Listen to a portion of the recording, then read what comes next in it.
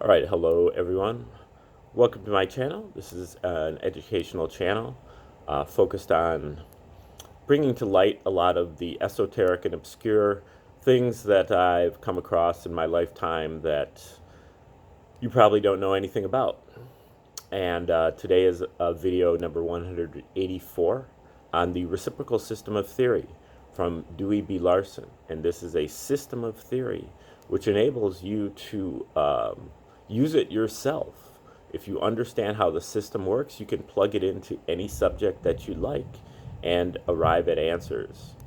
Now, Mr. Larson died back in 1990, but not before. He put out a lot of great books and articles that are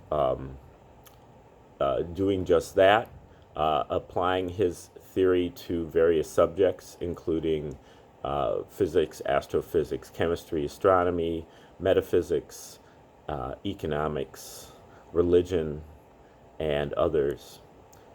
And we are looking at his book from 1979 right now that's called Nothing But Motion.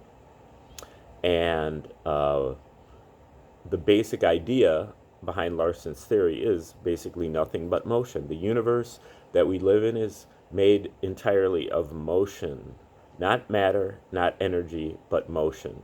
Matter and energy, in fact, are just two different kinds of motion among all of the other scientific quantities that are also different kinds of motion. And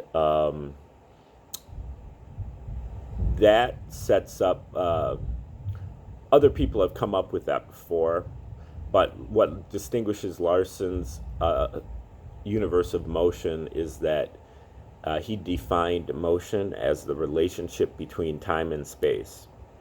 And so time and space are really non-existent by themselves, but together in motion, they constitute the contents of the universe. And motion is basically a fraction with time or space as the numerator and space or time as the denominator. But it's a little more complicated because time and space both come in multi-dimensions, what Larson calls coordinate time and coordinate space. You know the three coordinate dimensions of space, x, y, z coordinates. Time also has coordinates, multi-dimensionality. So your time or space coefficients of the fraction can be in 1, 2, 3, or more dimensions. Space and time also have their clock aspects, which is a scalar motion, a motion that is characterized by having a magnitude but having no particular direction. And that is the flow of time. Time is always getting later and later and later. Space, too, is always getting farther and farther and farther apart. And time and space both come in discrete units. And that means that there is a minimum unit of time and a minimum unit of space. And there's nothing less than that. And 1 unit of time, 1 unit of space in 1 unit of time is the speed of light. It sets up the speed of light as really the midpoint of the universe, or the null point, or the origin, or the ether of this universe. And he kind of derives this universe, and then these ideas through a period of induction, and then uses these basic postulates, came up with 2 basic postulates, of which I went through the first one, which is the main one, and uses those postulates in order to derive deductively a universe, a theoretical universe that turns out to match the scientific observed universe and the measured universe in uncanny ways. Okay, so we are currently looking at the chapter 12 of this book, Nothing But Motion, which is on basic mathematical relations. I'm going to take over here at a fairly early paragraph, and we'll see where we go from here. What has been, since mechanics deals only with space, time, and mass, it follows that so far as mechanics is concerned, by reducing mass to motion, we have confirmed the validity of the basic postulate that the physical universe is composed entirely of motion. This is a very significant point. The concept of the nature of the physical universe on which conventional physics is based, the concept of a universe of matter existing in a framework provided by space and time, identifies matter as a fundamental quantity. The results of this present work now show that in the physical field, that is the most completely developed and understood. The fundamental entity is motion, not matter. Furthermore, it is now possible to see why the common denominator of the universe has to be motion, why it could not be anything else. It has to be something to which all of the mechanical quantities can be reduced, and all other physical quantities as well. But for the present, we are examining the mechanical relations. The only entity that meets these requirements is the simple relationship between space and time that we are defining as motion. Motion is the common denominator of the field of mechanics. It still remains to be established that motion is the common denominator of the entire universe, but the demonstration that all of the quantities with which mechanics deals, including mass, can be reduced to motion creates a strong presumption that when the more complex phenomena in other fields are equally well understood, they will also be found to be reducible to motion. The development of theory in the subsequent pages of this and the volumes to follow will show that this logical expectation is realized, and that all physical phenomena and entities can, in fact, be reduced to motion. The application of the reciprocal system of theory to mechanics throws a significant light on the relation of this theoretical system to conventional scientific thought. It was asserted in Chapter 6 that the concept of a universe of motion on which the new theoretical system is based is, quote, just the kind of conceptual alteration that is needed to clear up the existing physical situation, one which makes drastic changes where such changes are required, but leaves the empirically determined relations of our everyday experience essentially untouched, end quote. Here, in application to a field in which the entire body of knowledge is a network of empirically determined relations, the validity of this assertion is dramatically demonstrated. The only change that is found to be necessary in mechanics is to recognize the fact that mass is reducible to motion. Otherwise, the entire structure of mechanical theory is incorporated into the reciprocal system just as it stands. As will be shown in the pages that follow, the same is true in other fields to the extent that the prevailing ideas in those fields are, like the principles of mechanics, solidly based on empirically determined facts. But where the prevailing ideas are based on assumptions, free inventions of the human mind, in Einstein's words, the development of the theory of a universe of motion now shows that most of these invented ideas are erroneous, in part if not in their entirety. The reciprocal system diverges from current scientific thought only in those respects where current theory has been led astray by erroneous assumptions. As indicated earlier, the phenomena involved are mainly those not accessible to direct apprehension, primarily the phenomena of the very small, the very large, and the very fast. In all of the space-time expressions of physical quantities that were derived in the preceding pages of this chapter, the dimensions of the denominator of the fraction are either equal to or greater than the dimensions of the numerator. This is another result of the discrete unit postulate, which prevents any interactions from being carried beyond the unit level. Addition of speed displacement to motion in space reduces the speeds. The atomic rotation can take place only in the negative scalar direction, and so on.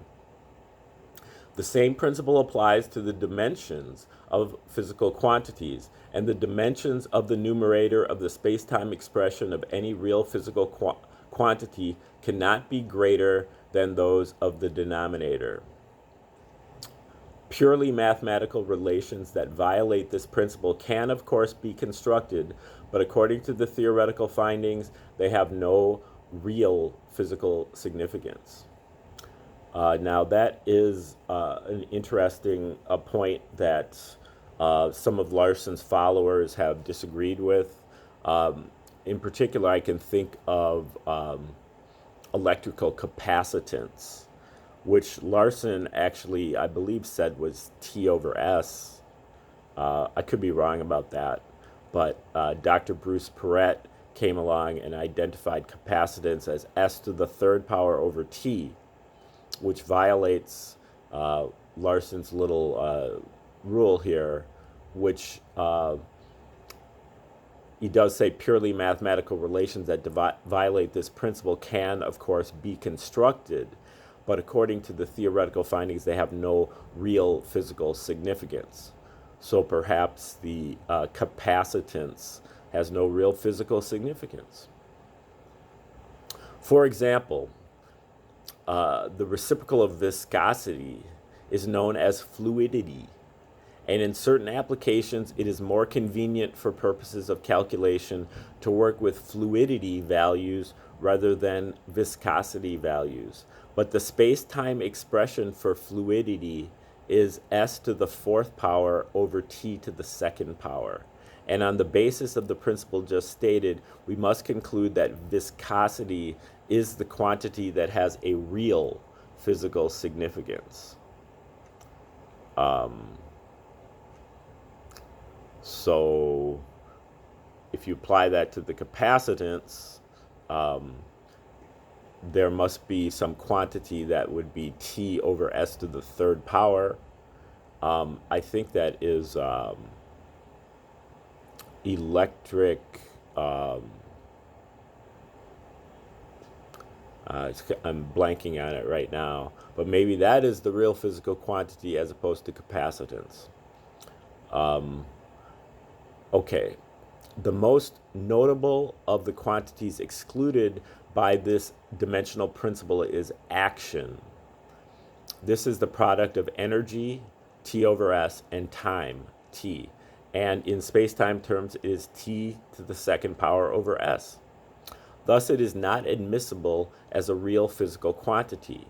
In view of the prominent place in which it occupies in some physical areas, this conclusion that it has no actual physical significance may come as quite a surprise, but the explanation can be seen if we examine the most familiar of the conventional applications of action, its use in the expression of Planck's constant. The equation connecting the energy of radiation with the frequency is E equals Planck's constant times V. In order to be dimensionally consistent with the other quantities in the equation, this constant must be expressed in terms of action. It is clear, however, from the explanation of the nature of the photon of radiation that was developed in Chapter 4, that the so-called frequency is actually a speed. It can be expressed as a frequency only because the space that is involved is always a unit magnitude. In reality, the space dimension belongs with the frequency, not with the Planck's constant. When it is thus transferred, the remaining dimensions of the constant are t to the second power over s to the second power, which are the dimensions of momentum and are the reversing dimensions that are required to convert speed, s over t, to energy, t over s.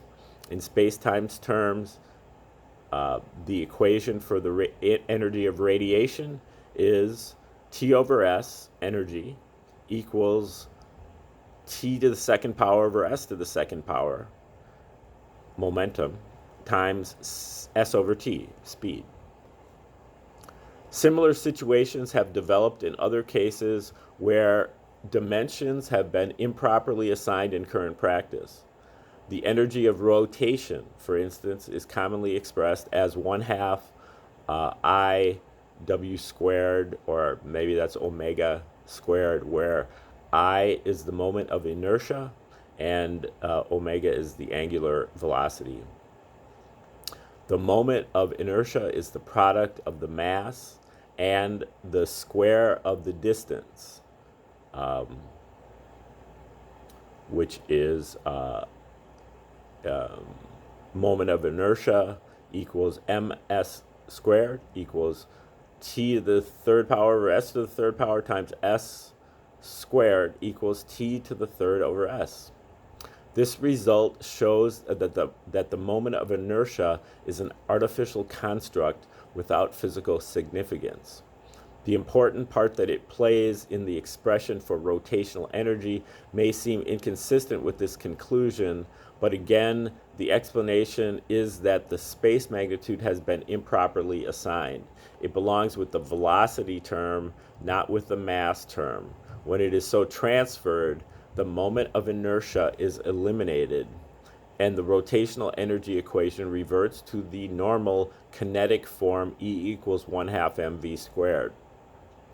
The equation in its usual form is merely a mathematical convenience and does not reflect the actual physical situation.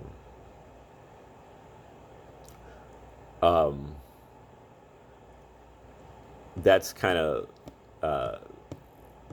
leaving me a little bit dry there. Just what is the actual difference between something that has actual physical significance and something that is just a mathematical convenience? I'd like to kind of understand what the distinction is there. In addition to the kinds of relations that have been discussed so far in this chapter, where the relations themselves are familiar and only the analysis into space and time components is new, there are other types of physical relations that are peculiar to the universe of motion. At this time, we will want to examine two of these: the limitations on unidirectional motion and the relations between motion in space and motion in time. The translational and vibrational speeds with which we have been mainly concerned thus far are speeds attained by means of directional reversals, and their magnitudes are not subject to any limits other than those arising from the finite capabilities of the originating processes. Rotation, however, is unidirectional from the scalar standpoint, and unidirectional magnitudes are limited by the discrete unit postulate. On the basis of this postulate, the maximum possible one-dimensional unidirectional speed is one net displacement unit. However, the atom rotates in the inward scalar direction, and inward motion necessarily takes place in opposition to the omnipresent outward motion of the natural reference system. Okay, recall that the natural reference system is the outward motion of space-time in all directions at the speed of light. And that is basically anti-gravity, and then the gravitational force is the opposite of that. That is an inward scalar direction, which eventually creates atoms. Two inward displacement units are therefore required in order to reach the limit of one net unit. You have to first nullify the progression, and then another unit is required for the inward motion. These two units extend from unity in the positive scalar direction, the positive zero in terms of the natural system, to unity in the negative scalar direction, the negative zero. And they constitute the maximum for any one-dimensional unidirectional motion. In three-dimensional space or time, there can be two displacement units in each of the three dimensions, and the maximum three-dimensional unidirectional displacement is therefore 2 to the third, or 8 units. Now, I wish Larson would expound on this a little bit more. You know, it's hard to kind of take some of his wacky concepts like the positive zero and the negative zero. But if you understand that he's talking about two separate reference systems, then I believe this makes sense. The positive zero in terms of the natural reference system, and the negative zero, which is in terms of the stationary reference system. Okay, I think we'll just stop there and move on with this chapter tomorrow. I'll just keep your head up, and you know, if you get confused, just go through my videos very slowly and listen to them over and over, and maybe it will sink in. Basically, try to give Larson the benefit of the doubt for the purposes of a hearing. You can reject his theory at a later time, but you have to kind of open your mind up to the possibility that it could be correct in order to give it a proper hearing. So that's basically what I would say about that. Have a great day, and we'll see you tomorrow.